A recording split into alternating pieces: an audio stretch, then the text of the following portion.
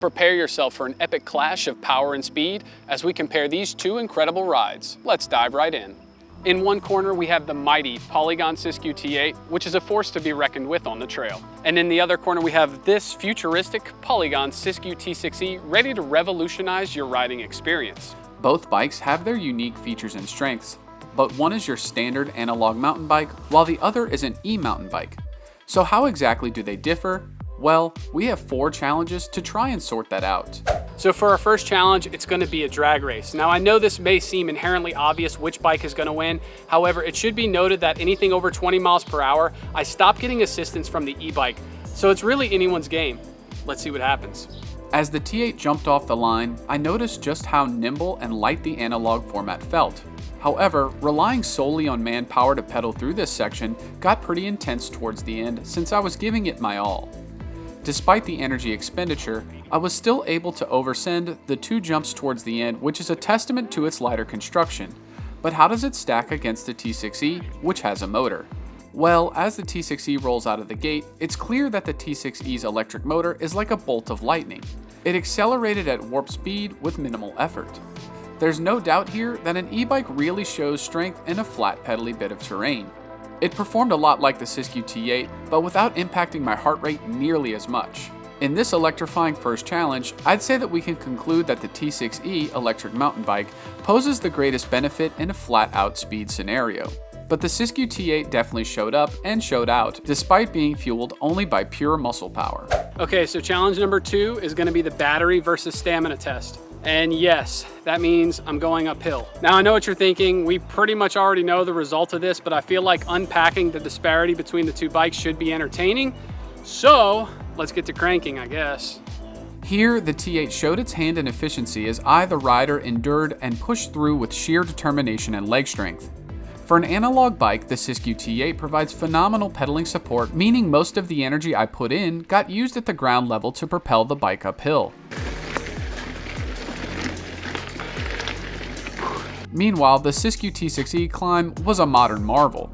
As the bike bursted off of the line, the T6E's EP6 motor acted like a superhero sidekick, giving that extra boost to keep going and going. Being able to toggle between the modes on the e-bike was extremely beneficial here, because although boost is fast, it isn't always as favorable in the tighter uphill switchbacks as eco or trail mode.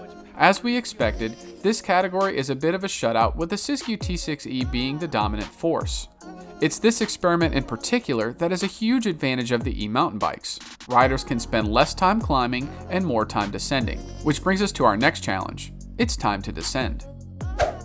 Alright, so challenge number 3 is, as you guessed it, a downhill run. Now, as aforementioned, the e-bikes can only support me up to 20 miles per hour, which we're going to be in excess of going downhill. So there's really no telling which bike is going to do better.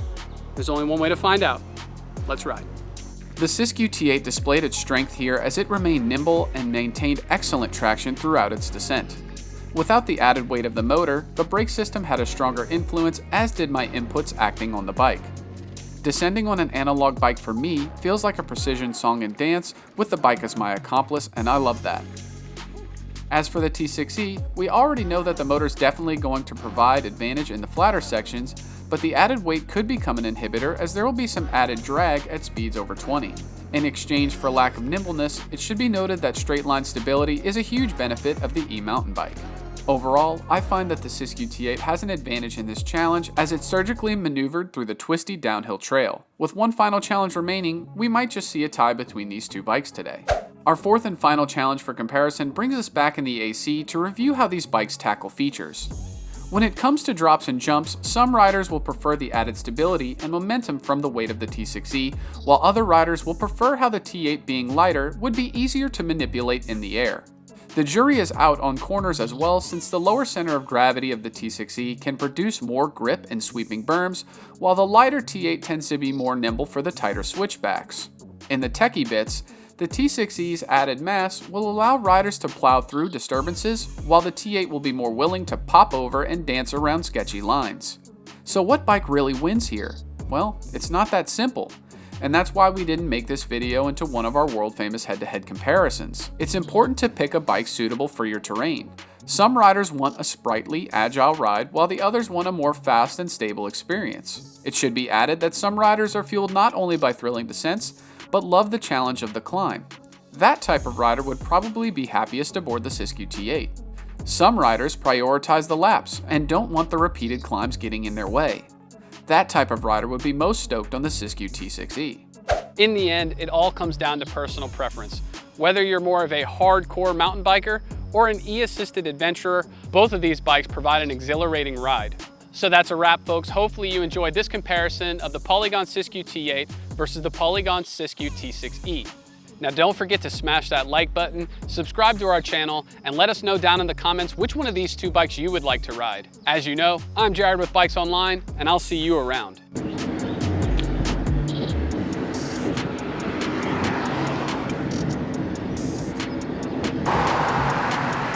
It's not even fair. It's not even fair.